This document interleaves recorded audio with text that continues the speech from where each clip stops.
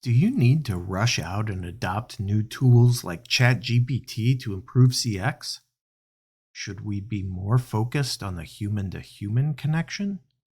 Are we simply not being strategic with our customer experience efforts, delaying maturity?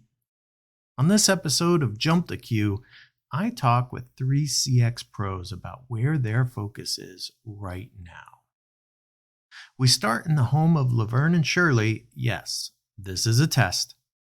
With Murphy Fraser, senior consultant at TTEC Digital, who warns that with all the new and exciting tools out there, some may be executing tactically, but not strategically. When I think about this world, this space, what I'm seeing, the kinds of clients and folks that I'm interacting with on a day-to-day basis, I keep coming back to how do we create a plan?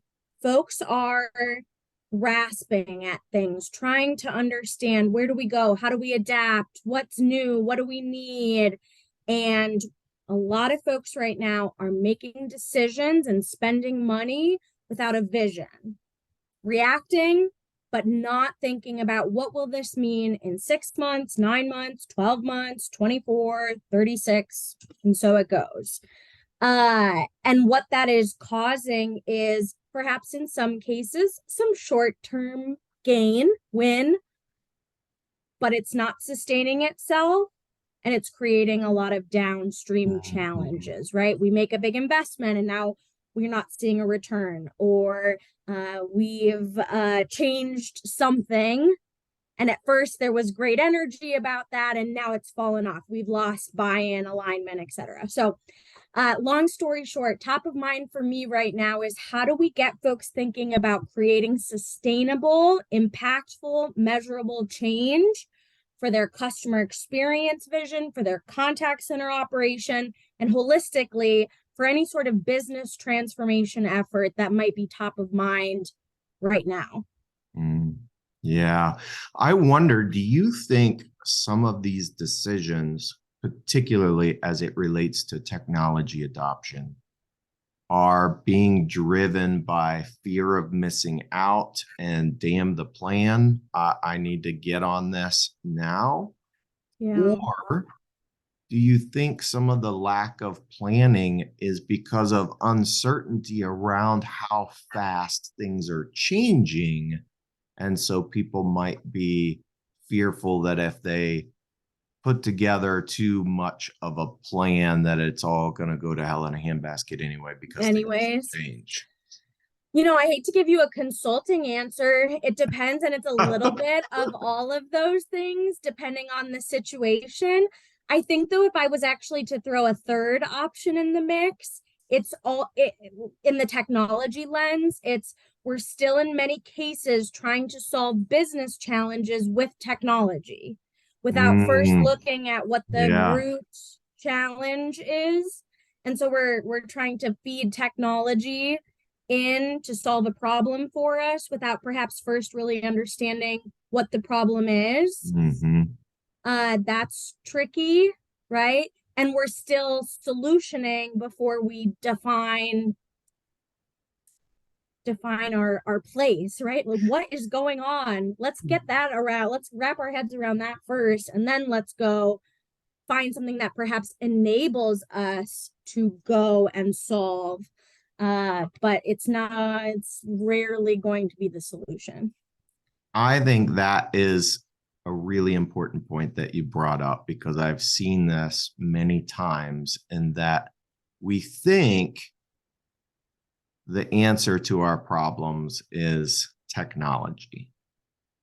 And the reality is we need to start with our processes and our people first. Maybe that's where we're falling down. Sometimes we already have the technology and we're just not utilizing it. Oh, don't get me started. Let's really think about what's in our stack, in our capabilities, in our toolkit already before we start going and adding and introducing complexity. And I think you touch on something that's critical when we think about our people, idea, especially in the contact center, perhaps, that we're going to introduce something new that will enable us to do something better, faster, smarter. But what we fail to think about or realize is what adding that new tool or application, system, whatever it is, channel even, what does that mean to the person that's on the other end having to support it? And we have big dreams about adding something to perhaps save here or deflect there.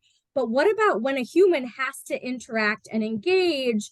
What folks often don't account for is the downstream, right? Like maybe it's actually going to make us a little bit more inefficient in the short term, or increase cost, or decrease customer engagement or adoption with that because it's new and we haven't appropriately planned or managed for it. I think we get so excited about sticking that bright, shiny thing because, like you said, right, everyone else is doing it. Yeah. So we should too, without really looking at the big picture. Yeah, absolutely. I think that is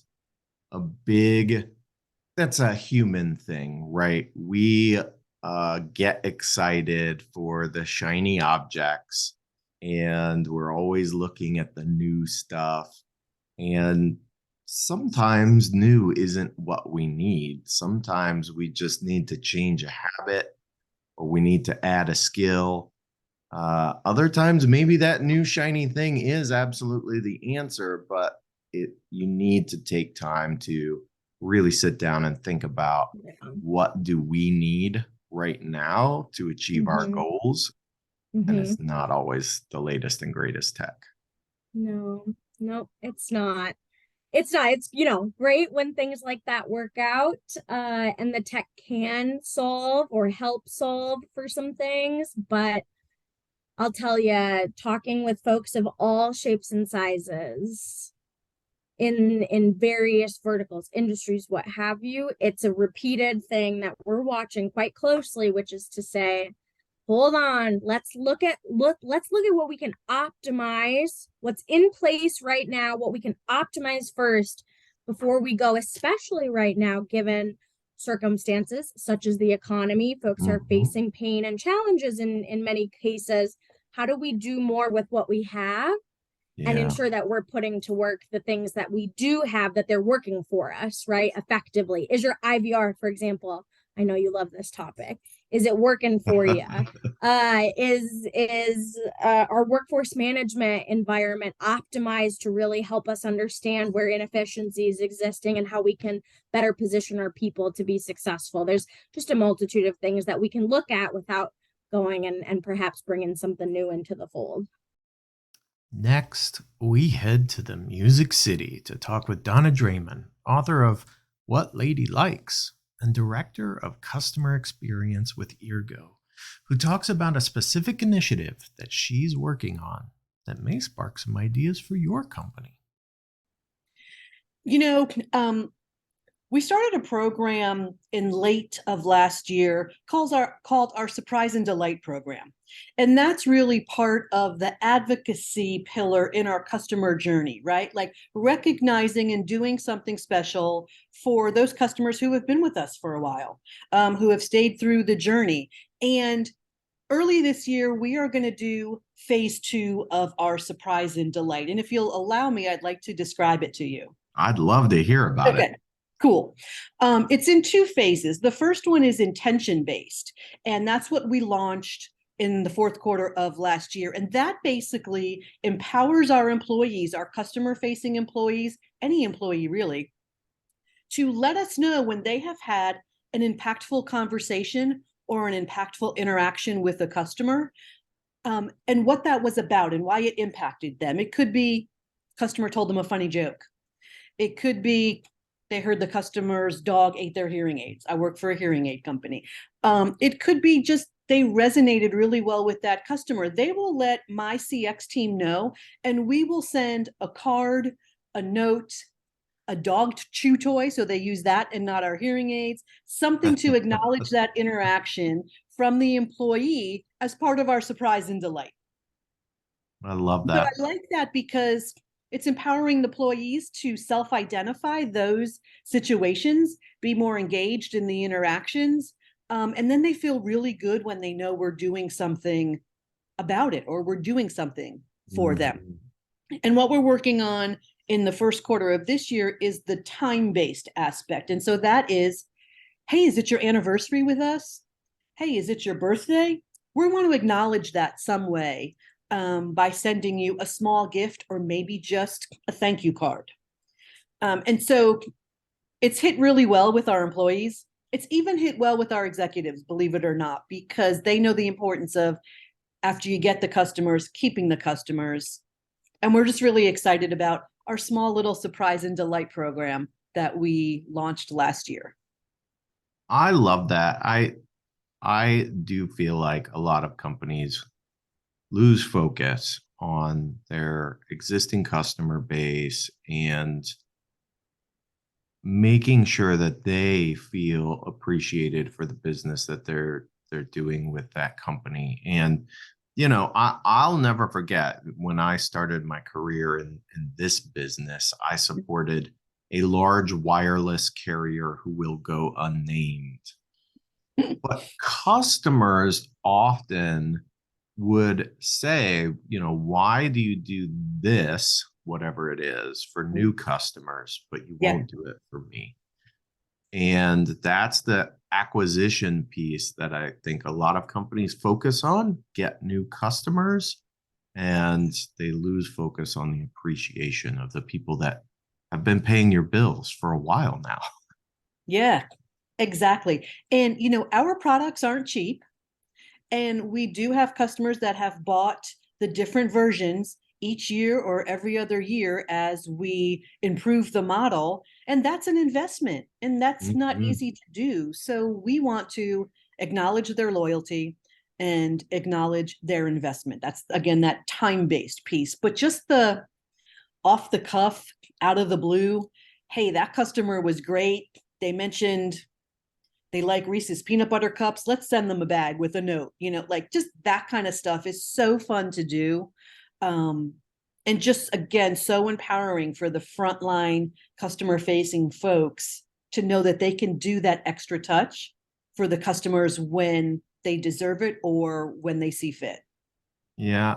I also think, right, those unexpected things are the things that really stick in your memory. Right before Christmas, I was shopping for some truffle salt. My wife really loves truffle salt. She was out. It was a whole thing. I went to like 6 different places trying to find something.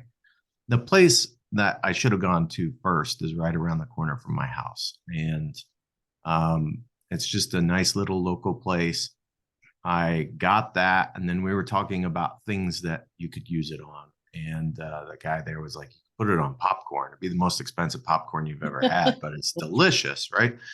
As I'm walking out of the store, he opens the door and says, hey, and he throws me a bag of popcorn kernels. They had a bunch of popcorn kernels, not super expensive. And he's like, you know what? We got some extras of these in for the holidays. Give it a shot. Didn't cost him a whole heck of a lot, but it's very memorable to me that I walked away with something extra that was completely unexpected, but it was related to a conversation that we had just been having. Yes. And I hear that that's what you're doing, taking those conversations and turning them into memorable moments. And I know that that's going to really hit home with your customers. Yeah, I hope so. And you know what? We're doing it just because. Now we know what Chewy does and how great they are because that's gone viral. We've seen pictures. It's all over social media. We're not, that would be nice if someone reposted it, but that's not the intention. The intention is we like that idea. How can we replicate it here? I'll share just a quick story. I'll name the company. It doesn't matter. I'm not getting paid by this company, but I subscribe to The Grove. And The Grove is about recyclable products, etc. And it kind of helps spark this idea because every month on the outside of the box, there's this little area where they write a note to me, right? The first time it was, we're big fans of Donna over here. for February's box, it was like, we love you, Donna, right? Valentine's Day. Yeah. That takes 5 seconds. It costs 2 cents. I love it every month when I see it.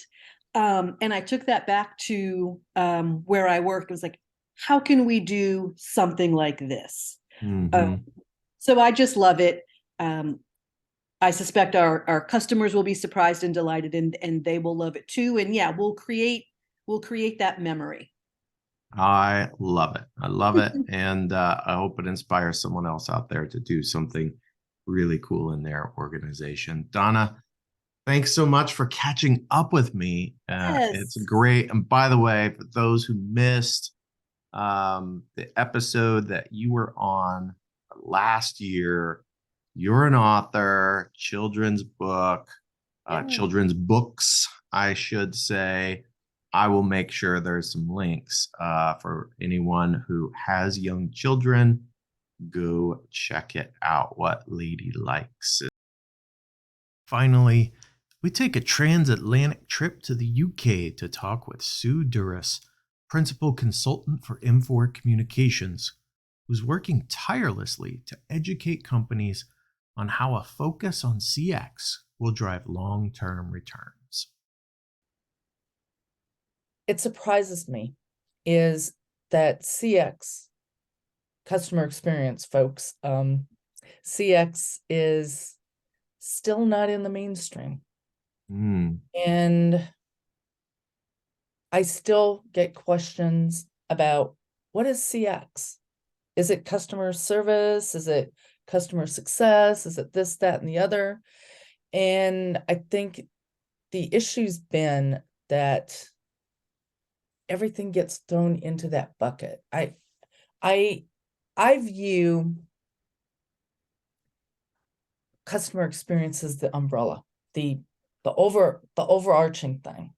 And you have support, or customer service or customer care, whatever you want to call that. You have customer success, you have learning and development, you have the contact center, and then you have the real customer experience work. That's the strategy, the personas, the design work, the insights, the continuous improvement type piece that I call is the big customer experience structure. You have all that happening, and you talk with the C-suite, and you get, oh yeah, this competitor I've heard about has had great results with customer experience. I want to do it too. That's easier said than done, because there has to be a purpose. I mean, CX must be purpose driven. Why are you doing CX? How is it going to help the customer? How is it going to align with your business objectives? How is it going to align employees to want to be engaged enough to help the customer? So all these different things. So that's one piece. The disappointment, the tail side of that coin, is, especially in the UK, and talking with my colleagues across the world, a few years ago, even before COVID, we were getting to that plateau place. I mean, you always are going to have your leaders and your laggards, and then those people in the middle that are doing little things, but they're not moving the maturity needle. Lately, CX seems to have been retreating, and I think a lot of that has to do with what's going on with our global economy. People are, when I say people, I'm talking about businesses in general. They're concerned about rising costs. They're concerned about how do I drive revenue in a very volatile situation. I know with a lot of people that I'm chatting with, and I'm talking about leaders, executive leaders, a number of them are afraid to pull the trigger because they're afraid if they do, the bottom's going to fall out and, uh-oh, I'm stuck. And then while we're having these conversations, the dreaded, what's the ROI comes up. And that seems to always be the question. What's the ROI? Customer experience is not something that you can get ROI in 60 or 90 days. It's one of those things that has to be embedded into your DNA as an organization. And when you do these things for the customer and make the customer central to your organization, you're going to win. I know, as an example, I talk with a lot of companies that, well, our purpose, we really need to get the revenue in.